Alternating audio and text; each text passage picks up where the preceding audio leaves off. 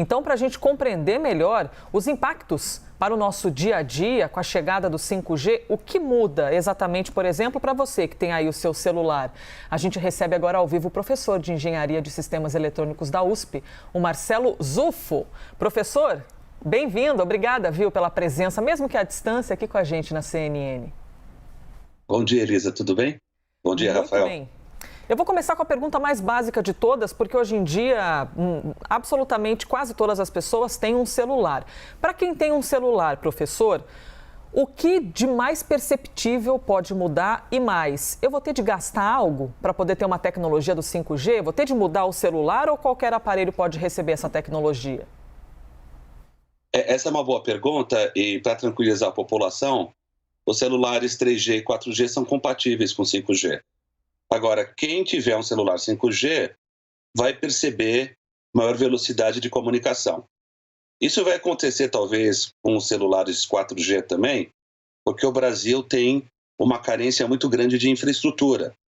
E se vocês viram como o edital foi montado, os investimentos em infraestrutura são muito significativos, que é um calcanhar de Aquiles do Brasil. Então, a gente espera uma melhoria de qualidade para quem adquirir celulares 5G, mas também benefícios para quem já tem 4G. Professor, nós estamos no 4G ainda com algumas dificuldades sérias de conexão de boa qualidade em áreas relativamente próximas, mas não incluídas nos centros expandidos das nossas grandes cidades, né? Agora há pouquinho estava o exemplo de São Paulo, por exemplo, onde em lugares da periferia as pessoas não conseguem chamar um carro por aplicativo porque a internet demora demais, né? Como garantir, e queria saber do senhor se o edital que vai à praça garante que o 5G seja mais democrático do que o 4G, chegando para todos os brasileiros, aqueles que moram no interior do país também, levando ao campo, porque o nosso agronegócio pode ganhar muito em produtividade com a internet 5G. O senhor imagina que o 5G será uma tecnologia mais democratizada do que o 4G é ainda hoje? Então, Rafael, essa é a pergunta que todo brasileiro quer saber. Porque a gente tem uma demanda reprimida no Brasil absurda em conectividade. E como você bem colocou, por questões estruturais, as nossas partes remotas, periferia de São Paulo, poucos quilômetros da minha casa aqui, a gente já não tem mais internet. E a pandemia evidenciou isso, né? Porque a gente usa hoje internet para praticamente tudo no Brasil. O que está se tentando fazer é consertar algumas dessas questões estruturais que a gente observou com o edital do 4G. A grande novidade é que apareceram as operadoras regionais com muita força. E isso pode reequilibrar a competitividade de um setor que estava muito concentrado. Essa é a boa notícia. A má notícia é que o dólar está muito desvalorizado. Esse edital que a gente está fazendo no Brasil, ele é uma mudança de paradigma no mundo, porque vai definir toda a nossa janela de tecnologia para os próximos 20 anos.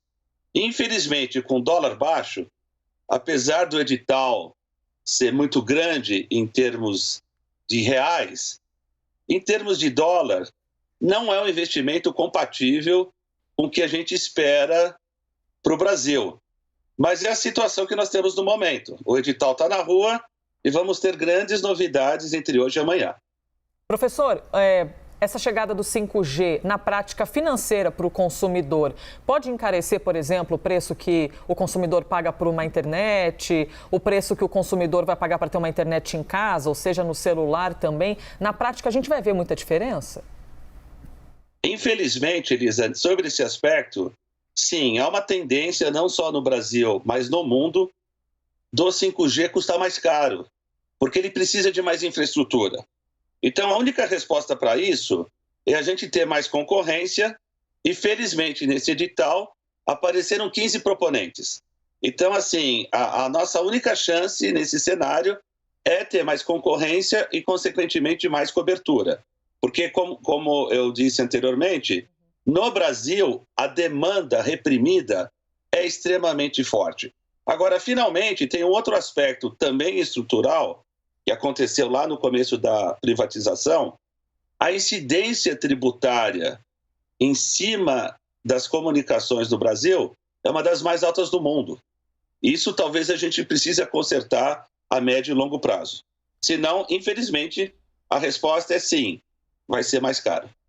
Professor, para além das questões particulares de como o 5G pode mudar a nossa vida, beneficiar a atividade econômica, construir cidades inteligentes, possibilitar alterações, por exemplo, na indústria automotiva, há uma disputa geopolítica em curso, não é?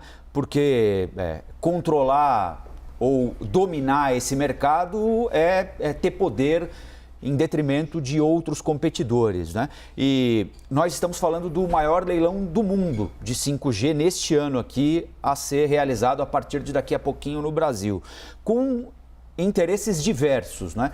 Um deles opõe os americanos, os europeus e os chineses, cada um deles com um desejo de prestar um tipo de serviço aqui no Brasil, dominando o 5G. Em determinado momento, houve uma predileção do governo brasileiro pelos americanos, em detrimento dos chineses. O edital aponta para algum desses lados ou ele é absolutamente justo, vai vencer a mesma proposta, sem levarmos em consideração a afinidade ideológica do governo com esse ou com aquele país? Olha, Rafael, essa questão também é muito importante. Você colocou muito bem.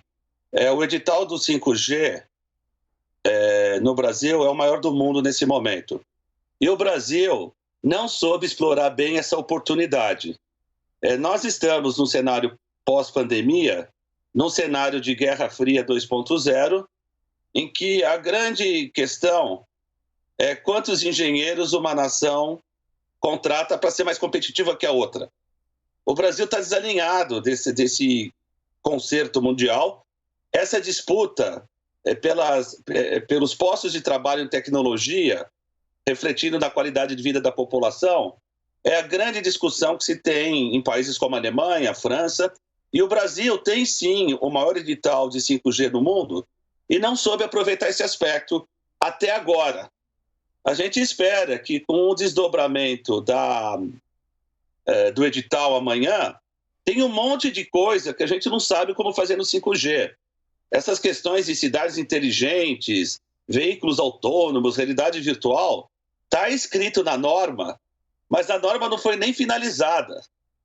O 5G é tão inovador que pela primeira vez a gente coloca uma tecnologia na rua sem ela estar totalmente finalizada, e nós temos muita oportunidade como brasileiros de fazer a diferença, porque o Brasil é bom em tecnologia.